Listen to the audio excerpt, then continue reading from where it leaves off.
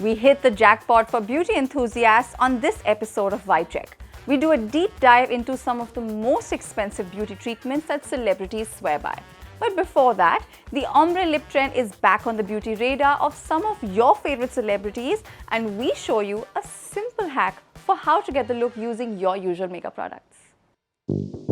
Ombre lips have been around for a while, but this past year it's come back bigger and better. For the unversed, ombre means shade or shadow in French. For hair color or lipstick, it's about achieving a dramatic two or multi-toned effect where when one layer is typically darker than the other. But unlike most beauty trends, you don't need to be a pro to ace this with confidence. After cleaning and applying lip balm, cover your lips with a concealer to create an even canvas.